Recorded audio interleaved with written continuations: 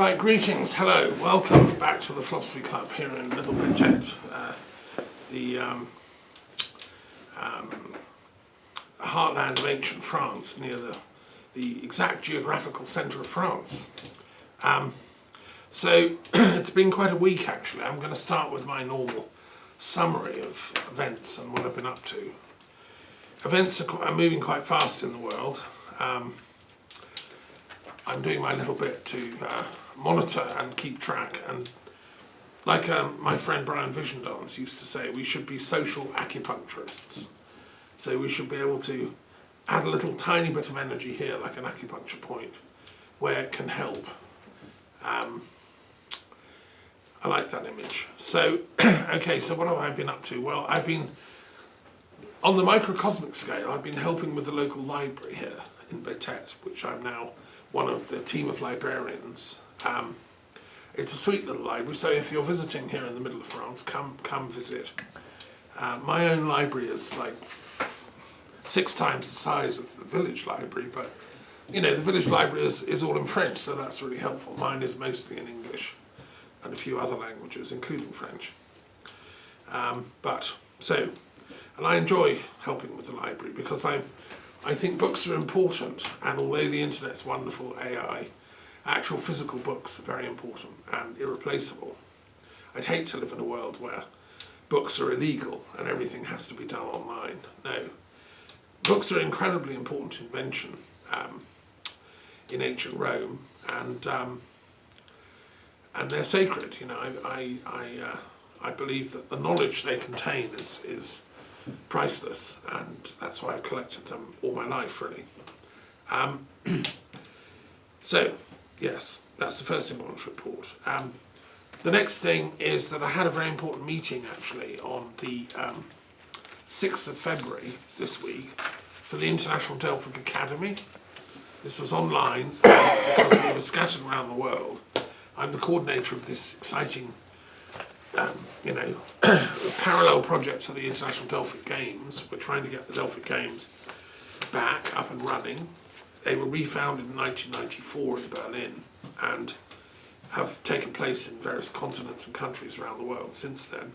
Delphic Games, of course, were for the artists and intellectuals, musicians, poets, theatre people, dancers, as opposed to the Olympic Games, which were for the sportsmen to show off their prowess, and they were revived at the end of the 19th century thanks to a French aristocrat, Pierre de Coubertin. Thank you, Pierre.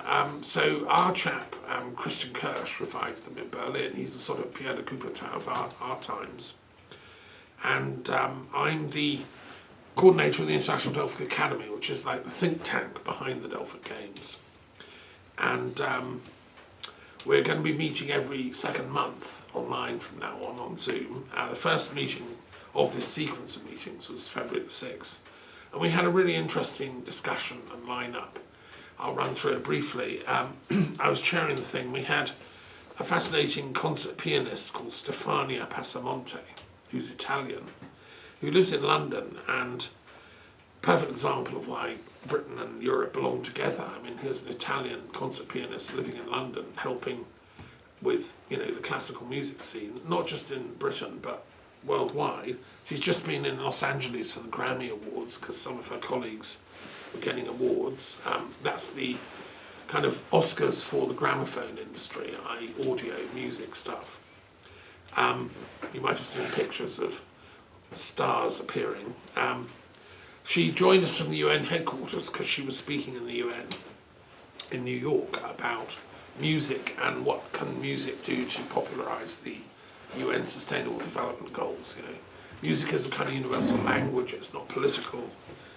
Everyone likes music, and so how can musicians help create a climate of peace and international order in the world? Well, I believe, as a Pythagorean, a Platonist and musician myself, that they have an important role to play. So Stefania talked about that, bless her. We were joined also by Inga Mette Stenseth, who's been here, Norwegian woman, one-woman band who's on the board of the International Delphic Academy, and she spoke movingly about her work. She started out in fashion design, actually, now is specialised in sustainable fashion, reforming the fashion industry, because it's one of the biggest creators of pollution on the planet. The sort of throwaway garments that one buys in Topshop or whatever.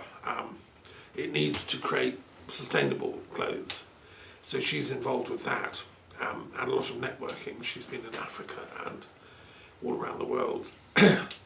We heard from her friend Dr. Bremley Lingdo, who's just been in Kyiv in Ukraine, talking about artists, poets, musicians in Kyiv at the front line of this horrible war, and what they're doing to kind of keep up the morale of the people and fight back against the idiocy of Putin's invasion. He spoke very movingly.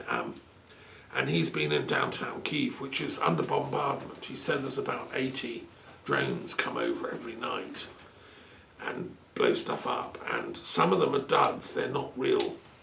They're not weaponized.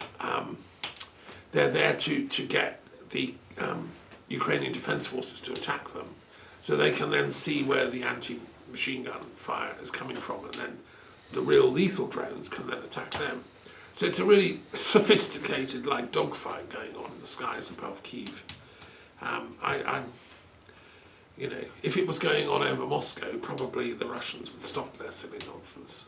It's just shocking what Putin has done, in my opinion, because Ukraine is a beautiful country with great history and culture and music and art and philosophy and poetry, as is Russia. These people speak a language that's so almost identical. They shouldn't be doing this fighting, and it wasn't the Ukrainians that started, it was the Russians, and they've got to stop it. Anyway, Bremley spoke about all this, very moving. We heard from Claire Hedin, or Claire Hedin, it's a Swedish name, who's a kind of multidisciplinary artist, healer and sound healer. She works with sound. She did a performance for us online. She spent many years in San Francisco and used to do sound concerts, musical performances in Grace Cathedral, which I know well. I've been to Grace in San Francisco, one of my favourite Christian churches in the world. It's where the Bishop Spong was the head of it, and it's a great place.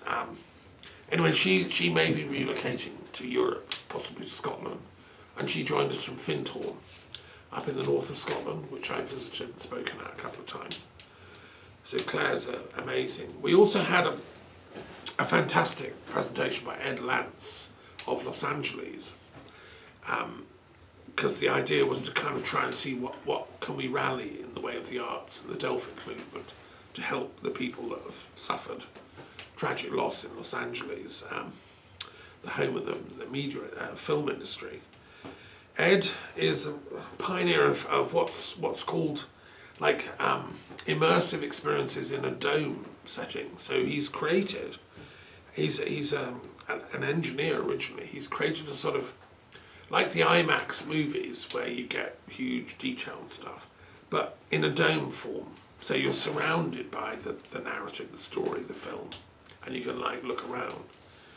And this is cutting edge technology, and they can have art films and you can like nature films. It's as if you're in the jungle or the forest and they've created one in Los Angeles. He wants to create a vortex dome there. They're called the vortex domes. And he's created several of these around the planet. So his presentation was very visionary. It's like a new art form. I'd not really heard of these things before. I mean, I know about IMAX, but this is taking that up to a new level. There's one in Las Vegas, of course, already. We then heard from Mari Haksipu, the poet from Finland, who was visiting here for a few weeks.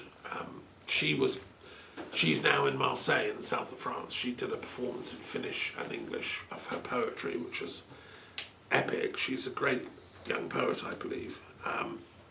We heard from Christian Kirsch from Berlin, who spoke about the history of the Delphic Games.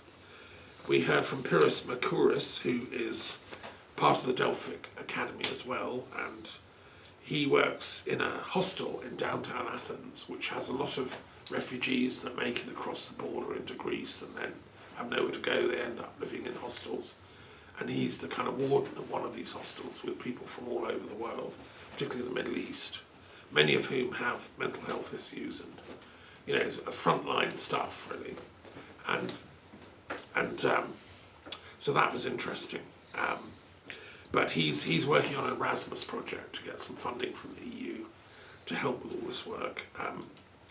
We heard also from Uday Dandavate, who is an Indian, originally from the subcontinent of India, but he's now living in San Francisco, and he's a design artist, so he works professionally with design, and he talked about, he redefined himself. He is now an ethnographer of the imagination. He believes that to retool the world, we have to redesign the world along harmony, beauty, peace, justice, so that everybody feels, content with their lives and lives in a state of aesthetic beauty. And war doesn't do that. It destroys, blows stuff up, creates chaos. Look at what's happened to Gaza. I mean, it's an absolute catastrophe. All wars are. And so he talked about peace very movingly. He's a Gandhian. His father was an important Indian politician and a friend of Gandhi, and sat in the first cabinets of Nehru and stuff. So yes, a very moving meeting. We had some great discussions. I'm going to put it on my YouTube channel in a little while, once I've downloaded it and got that together technically. I've also been working this week on the Love Journal, which is my institute's epic journal that comes out. I've got 13 back copies scattered about. It was launched in 1993 at the Institute of Education, University of London, and I thought as a young little naive academic that to get peace on the world we obviously need a journal on the nature of love, because I discovered there isn't one. There isn't a single academic journal in the world on the nature of love. So I was, okay, I'll do it.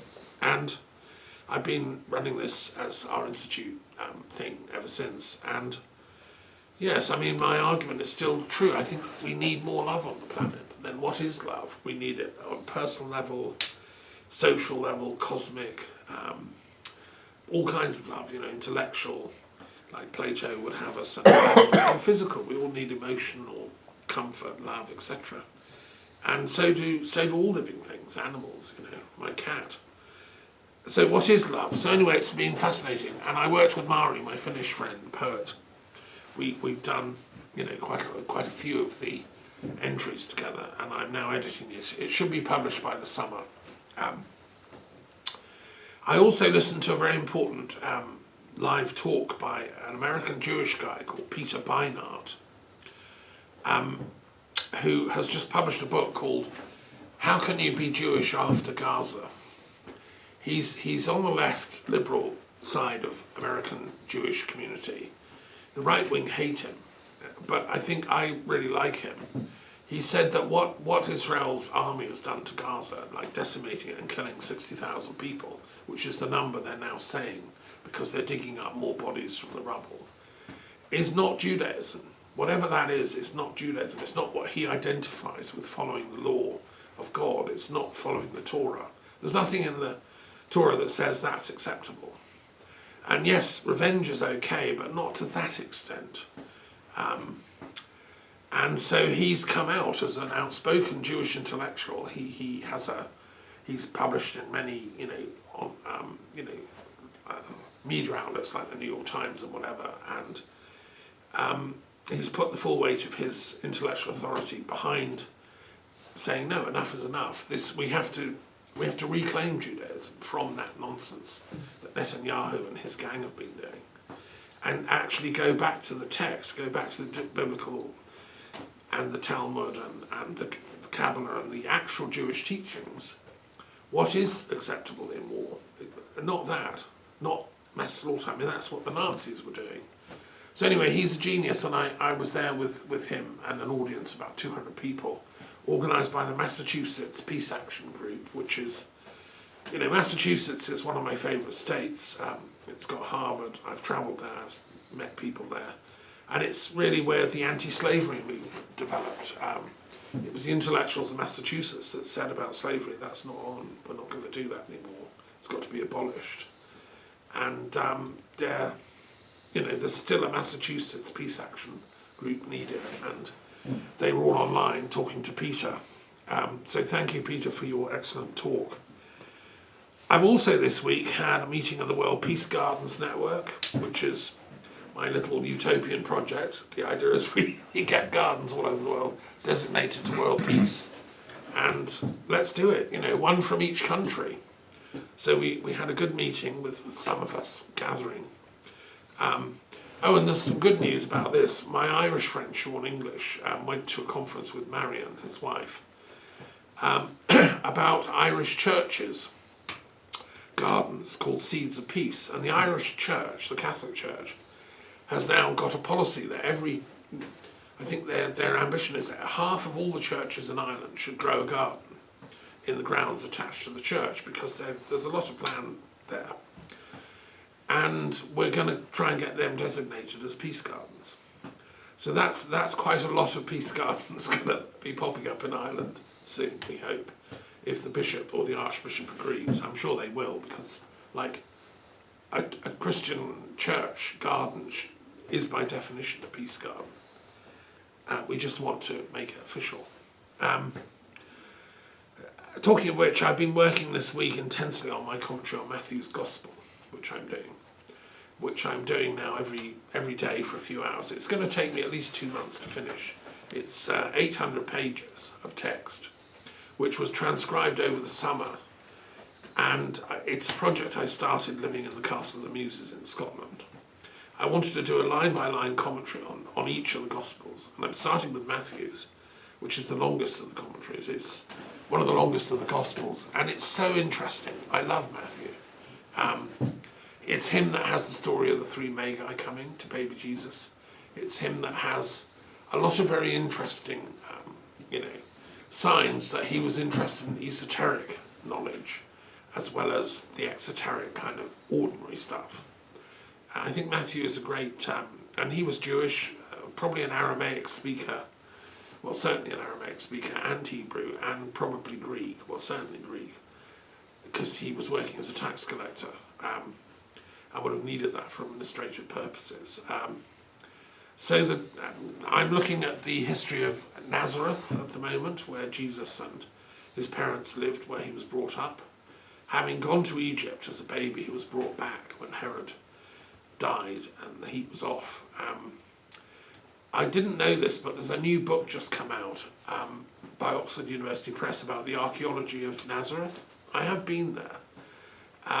They think they found where Jesus' house was. This is incredible. New sort of discoveries, because in the 7th century, a pilgrim went to Nazareth and reported seeing like a cave in which it was said this is where Jesus was brought up, the house, which is like still there. It was a sort of ruin, but you were shown it as a tourist in the 7th century. Now archaeologists have gone to that site and dug down and found deep down there is the remains of a house actually there from 1st century, exactly the time when Jesus would have been growing up there. So putting 2 and 2 together, it was already a holy site in the 7th century. There was a Byzantine description of it. There was some Byzantine build on to the site that was done. So archaeologists have pieced all this together, and they think they found the site where Jesus was brought up with his parents. Very interesting. Also, in my commentary on Gospel of Matthew, I've gone into the Proto-Evangelium, which is a text that gives the backstory of Jesus' parents, Mary especially. And it describes how Mary was conceived by Joachim and Anna. It's an amazing work, which is not well known. I think it should be in the Bible. It should be in front of the Gospel of Matthew. When you read the New Testament, you should get the Proto-Evangelium, which tells you the story of Mary, who is so central to Jesus' story. It's a beautiful story. So I've gone into all this in the commentary, and they're pretty sure that Joachim and Anna lived in Sepphoris, which is a town bigger than Nazareth, only 3 miles away. And it was a thriving Hellenistic Jewish city at the time of Jesus, when Joachim and Anna lived there. And it's thought Mary was brought up there. And her parents were quite wealthy. Joachim and Anna were important figures. We would say, upper middle class type people, and highly educated. So that's interesting, isn't it? Because later, if Jesus was brought up to learn the skills of carpentry and architectural building, whatever he was doing with his father Joseph, it's in Sepphoris they would have been working, because it was a big town and it had a lot of buildings needed repair and building. It had a Roman theatre. It had. It's where it's. Can you pass me that thing hiding behind the periodic table? Yeah, that thing. Thanks. So when I went there years ago, I bought this in the museum in Sepphoris, which is in like the palace in the middle of the town, which is a table of the alphabet and its history. Being, of course, a scholar of languages, I saw this and I thought, aha, that's coming home. And it gives the alphabet in all its early forms, Latin, but also Greek, Hebrew, Aramaic, Phoenician, the other forms of early Semitic alphabets. And it shows their interconnections. And I just, I love this poster. I've had it ever since I went to Sepphoris. So that's all very interesting stuff. And there's an awful lot of detail going into this commentary on Matthew's Gospel that I've never come across anyone who's had the patience to do it. Because I'd retired from full-time RE teaching. I had the time in the Castle of the Muses in Scotland to actually do the research. I had the University of Glasgow, which has a tremendous theological library, and I just spent hours and hours recording the commentary, poring over books, and now I'm editing the typed out version of it, adding lots of footnotes and details of stuff that's come about more recently. So it's absolutely fascinating. Like, for instance, what's the origin of the etymology of Nazareth? Because, by the way, it's said of Jesus he was called a Nazarene because he came from Nazareth, right? And then it turns out that the word Nazarene became the general description of Christians. In the Eastern churches, Semitic speaking, the general word for a Christian was a Nazarene, not a Christian. They only use that in the Greek Christian world. So, and in the Quran, the word Nazarene occurs many times in Arabic as a description of the Christians, what we would call Christians. So in Arabic and the languages of the Arabic world, prior to the Quran, that was the term for followers of Jesus. So the etymology of Nazareth is quite important. So looking it up, I discover it's named after the mountain on which it rests. The little village of Nazareth is under a mountain, Netzar, which means guardian or protector. And it was thought that the mountain was protecting the town, like a giant protecting overview. And it has one of the best views in Palestine from the top there. I didn't go to the top of the mountain, sadly, maybe one day. So in a sense, Nazareth is the place under protection from the Most High, from the mountain. And I like that etymology. I think that's, and I'm sure Christ knew that when he was growing up there. And he was trying to do a protection for humanity, I think. Anyway, lots, it's really fun working on this 2 or 3 hours every day. But it's going to take me at least 2 months to complete, because I've got 800 pages to micro-check. I've also come across something else I want to share. An amazing article about Trump as pathological narcissist, because the thing in the news is all about Trump firing people and unleashing Elon Musk like a sort of attack dog on civilization. He's unbelievable, locking federal employees out of their offices, trying to shut down the Department of Education. I mean, the guy's like a wrecking ball, and he's a psychopath.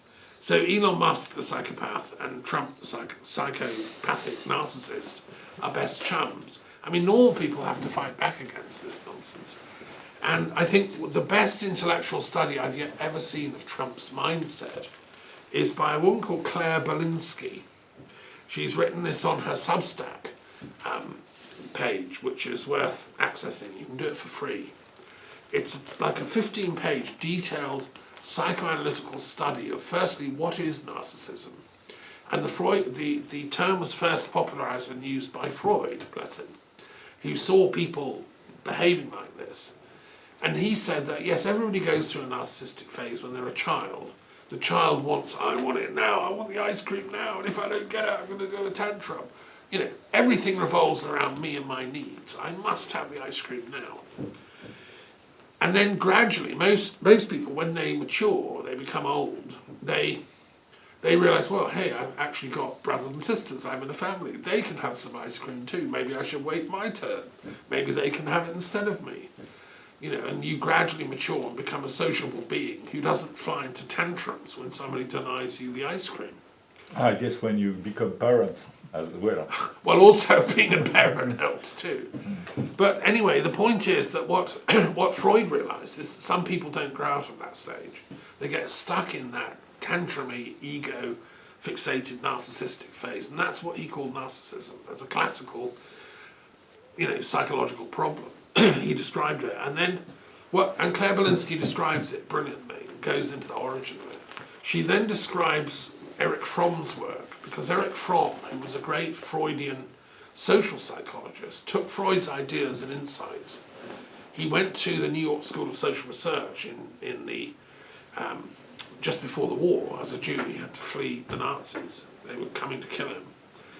And he then applied, because he lived through fascism and Nazism, he analysed the pathology of those fascist leaders as a form of social narcissism. So their ideology becomes the only thing they fixate on, Nazism or fascism. They are the leader, they're the kind of the ego which is identified with that ideology. And if you challenge or threaten them, depending on their power, they fly into a rage and they have you killed, or they silence you or whatever. And this is classic narcissistic behaviour, says Fromm, and he described it all in his writings in the 50s and 60s, having lived through that era. And Claire Belinsky draws on all this and puts it together with an analysis of Trump's behaviour patterns and says this is an example of this kind of very dangerous mental illness, because let's not beat around the bush. I mean, it is a form of mental illness, this degree of violence towards the other. What Trump is now doing in a rage is arresting people that had anything to do with prosecuting him, people that were working for the government. He's out to get revenge like a little child having tantrums. Anyway, her work is brilliant and I recommend it. It turns out, it's interesting this, she's the daughter of an American philosopher called David Belinsky, who I first came across in a movie called Expelled, which is about a sort of the silencing of people that are critical of strict Darwinian materialist interpretations of evolution. So, I was married to a relative of Charles Darwin, so I know the Darwinian thing, but I've always had long discussions with her, and I don't agree with a narrow, strict materialist interpretation of Darwin. I follow rather Alfred Russel Wallace, who was Darwin's friend and co-discoverer of the theory of natural selection. And Wallace said, no, there's got to be a spiritual something going on in evolution. It can't be just what the genes are doing.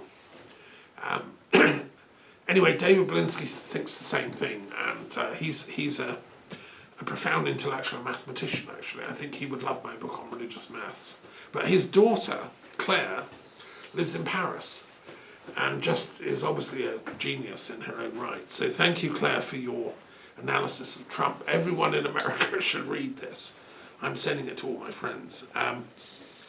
The other thing I want to share that I've been busy, and it's been a busy week, is I've discovered an amazing book from being librarian here in little sleepy Bettet.